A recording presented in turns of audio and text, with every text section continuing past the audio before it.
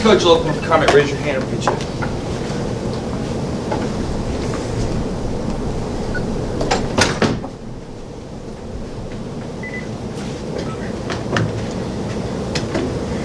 All right, well, it was good to get back to work today. I think the players having a couple days off probably was a good thing for them, good for their recovery. Had pretty good energy today. As I said yesterday when I met with you guys, that the focus is on improvement, what we need to do collectively as groups on offense, defense, and special teams to try to improve in areas that we feel like we could do better. And also as individual players relative to some of the technique things that may help them be able to play a little more consistently and a little bit better. So the teams that we have coming up on our schedule are certainly some of the best teams that we played and probably the best teams in our division this particular year. So I think we need to be at our best when we come out of this week and get ready for next week. So we had a good work day today. Players had good energy and we got a lot done. Okay, we'll start things in the middle with Chris Walsh. I want to ask you about grading players out, specifically your corners, and how much of it is when you grade them is on technique and assignment, and does, if a player gets a reception, if that even factors into it, and how these guys are doing? Well, I think when you grade a player, you grade him on two things. You want to grade him on did he get his job done, and then the second thing is did he do it technically the best way he could have done it, so that it would help him be more consistent, consistently successful in how he does it.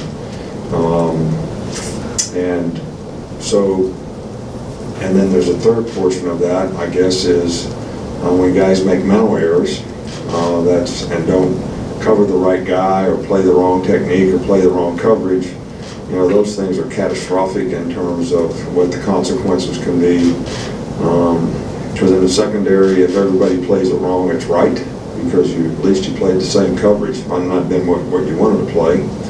But when one guy plays one thing and somebody else plays something else, that's when you really get two guys in the middle of the field, nobody in the flat, or two guys in the flat, nobody in the middle of the field, and those things can be catastrophic in terms of the consequences. So those are the three areas. And then we have a production, sort of, guys that make plays, defend passes, bat balls down, cause fumbles, recover fumbles, how many tackles you get. But then there's also consequences on the other side of that. When you make mental errors and miss tackles and loaf and do those types of things, you get negative points. So production points, I think, speak a lot in volumes of players, because when they get production points, they're usually doing things correctly. They're doing things with high intensity and energy, and they're usually making plays because of it. Come back over here with Chandler. Sort of a two-parter. How do you address the punt return issues in the bye week? And we've seen Minka taking some reps there, and he told us last month that he takes reps there. Is he an option back there going forward? Minka does take reps at punt return. Not something that he's done since we've been here, but I think he's very capable of doing it. I think what we'll do at that position is evaluate this week. I think that, look, all three guys are very capable. Trayvon Diggs did a good job of doing it for a long time. Ruggs is very explosive. But the thing about it is when guys sort of don't have success, what is their confidence level? How comfortable are they? Judgment is really important, and ball security is important. Xavier is very explosive, made a great return in the game on Saturday, but ball security is also very important. So we're going to evaluate that through the course of the week and sort of try to figure out who we feel can do the best job there, and certainly put that person in there to do it when we come to the next game. John Zener, on the left. You've talked a couple times about how good the SEC teams you got remain on the schedule. Is that, I don't know how much you've studied those teams. I don't know how, golf week. Have you looked at any of those teams? Yeah. What is your impression, and how does it help the focus of your guys, knowing that they still got some tough obstacles to overcome? Well, I hope the focus is good. I hope they realize and respect the opponents that they have. I hope they realize and respected every opponent that we have. And I think that we want the players to take ownership and be responsible to play at a high standard of effort, a high standard of toughness, a high standard of being responsible to do their job. I think that's what can make our units better, and I think that's what can be most beneficial to them in terms of their consistency and the success that they have as players. We take this time and look at the last, especially 3 SEC games that we have a little bit. We hadn't looked at those teams that much prior to this, but we always use the bye week to do that, so we're in the process of doing that right now. And each day we give them a little bit of something that's different that we haven't seen all year that they might have to adjust to, so maybe we have a little better understanding of it when the game week comes. Come back over here on this side with Charlie. Just what have you seen from Mack Wilson this season, especially of late, being in the middle of your dot package on defense? Mack has done a nice job all year long. I think Mack was a guy that we had zeroed in to be this dime guy, the dime Mack, but when we lost the players early on, 3 guys, Rashawn and the 2 outside backers in the Florida State game, we had to move Mack from that position to Buck to take Rashawn's place, which he did for a few weeks. Then Rashawn wasn't 100% right when he came back, so he stayed there for a while. So since we've moved him back to Mack and he's been able to take his repetitions there, he's been very, very productive. He's very athletic. He's a good blitzer. He's a good cover guy. He's got really good instincts. So all these things, I think, can be helpful to us. And he's done a really good job. Come back to the middle with Michael. We saw Van Darius Cowan for the first time in the season the other day. How's he improved, and what's his future like? Well, I can't really tell you what his future's like. He's worked really hard, given a lot of effort, been very productive on the scout team. We decided that we would go ahead and play him and coach him and try to develop him because of our situation in outside linebacker. How much he plays and how much he can contribute will be relative to how fast he gets to the point where he can play winning football. And because we're going to play against some teams that will be in regular formations and we'll have to play regular people, we thought that we would need him, especially in this next game coming up against LSU. Go back over here to Cecil. Coach, since it's an off week, I thought I'd ask, how has your recruiting schedule changed with a December signing period looking at, has it changed at all? How is that going to affect you? I know you have kids come in on visits, but do you have to do more calling, more work during the week? How has that changed? Well, first off, it's been something that has been hard to sort of figure out, to be honest with you, because back in the summertime, we tried to figure out through information gathering through prospects, were you going to be an early signing guy? What's your plan? Or will you go till the February signing date like always? And it was very difficult because a lot of players really weren't ready to make a commitment to that. They hadn't decided what they were going to do. So we have worked very hard at recruiting throughout the year. Got a pretty good start on it, I think. But we really have sort of tried to leave it up to each individual prospect, and we haven't tried to put pressure on guys to be early signing guys. We haven't tried to talk guys into waiting until February. So I guess we're playing it by ear with each prospect. So because of the timetable, if we have one, then we want the guy to visit earlier, might want him to visit in the season. Have we had more guys visit this season during the season than in past years? It's been pretty much the same so far. So I don't really see a significant difference in how the recruits themselves are managed in this circumstance. I don't know for sure if high school coaches are trying to maybe get those players to focus on their season and not be as concerned about when they decide where they're going to go. And probably each coach is different. I can't really tell you, but it doesn't seem like there's a big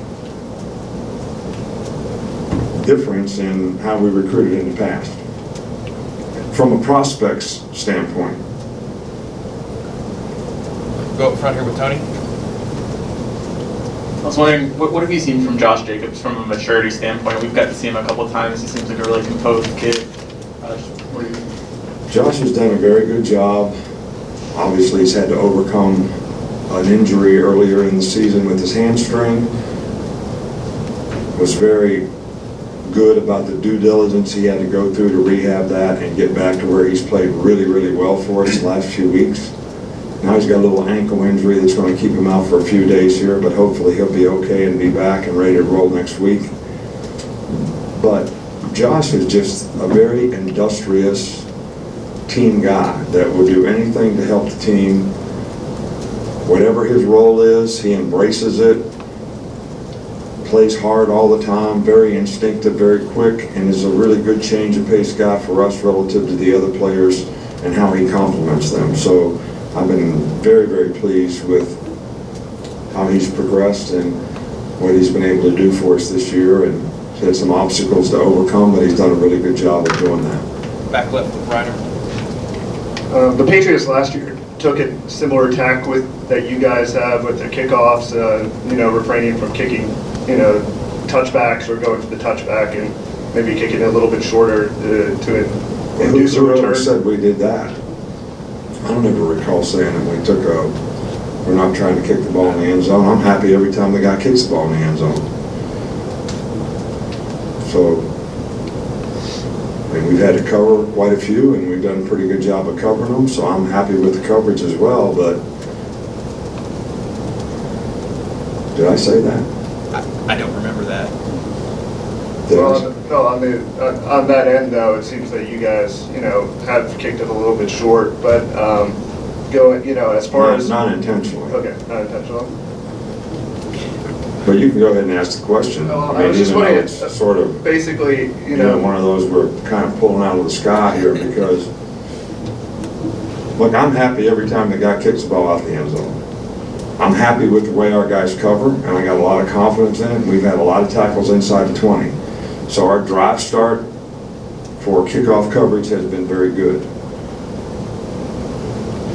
And sometimes it's probably been better when we haven't kicked it in the end zone. But there's also always the threat that they can make an explosive play if you don't get great coverage. So we're not the New England Patriots, and we're not taking the tack of trying to kick the ball short so we can get better field position. Going back with Scott. More here. Nick, since you're an old quarterback, I think it's interesting, you put Jalen back in last year, right when he fumbled against USC, did the same thing with Tua. You said it's about confidence. Is it also about seeing how they respond to adversity, but also anything from your background, having been a quarterback, that makes you think they need to get back out there as opposed to another position like a linebacker that makes a mistake or something? Well, I think it's important that you show confidence in players. And just because a guy makes a mistake, I thought the guy played really good, driving the ball down the field to get to where we were at the 5-yard line. And he did make a mistake, but I think all the above are important. I think it's important from our standpoint that we show confidence in the guy, and he doesn't have to feel like if he makes one mistake, he's going to get yanked out of the game. I think it's also important to see how a guy responds to a circumstance and a situation like that, which I think he did a very good job of. But he's only going to have an opportunity to do that if you give him a chance to do it. So, he played well in the game, and it's unfortunate that they got a touchdown on an interception, a 100-yard return, but it's a good learning experience for him, and hopefully it won't happen again. Kirk. Yes, Coach, this is one of those years where there's only one bye week. Do you think there'd be any good trade-off to make the season a week longer and have 2 bye weeks during the year, or is that a bad trade-off? Well, I think it's going down that road. It seems like everybody wants to have a 14-week season where you have 2 bye weeks. I personally think that making the season longer is not in the best interest of the players. We played 15 games here 2 years in a row. And that's a lot of football for a college guy to play. It's like Miss Terry tells me all the time, these guys have to go to school, they have a family, they probably have a girlfriend, they have other responsibilities and things that they need to do and take care of, which have a priority. And we just keep making the season longer. We want to add more playoff games. We want to extend the playoff games longer. So the season is really long. So when you play 15 games in a college season, you're basically playing the same as 17 or 18 games relative to the number of times that you have to practice. So if we have bye weeks, we're still going to have to practice, and the players are going to have to practice, because I don't think that college players could take a whole week off and that not have a significant impact on how they perform and how they play. Got Mark, and we'll finish up with Chase. Just wondering how you see Ruggs, Smith, and Judy develop as blockers and also grasping the playbook from week to week. They're doing a good job. I think they're playing with a little more toughness. They're trying to be physical. I think the older guys on the team that are receivers have set a good example for those guys, and have really done a good job of helping bring those guys along with their leadership and the example that they set for them. And their production sort of bears that out. So we're very pleased with the way they've responded, the way they improved, and the way they played. Last one in the back. Couple of Calvin Ridley questions for you, Coach. One, how good of a blocker is he? And secondly, how commonly are you seeing defenses cheat a safety in his direction, roll the coverage in his direction, maybe in a way that helps you get the ball to somebody else, somewhere else on the field? Well, there are teams that will do that. There are teams that did it. Tennessee did it a couple times in a game. And I think the quarterback has to take the advantage of the opportunity and read that and get to the other receivers, which at times we've done a good job of, and at times we could do better. So, but Calvin plays with toughness.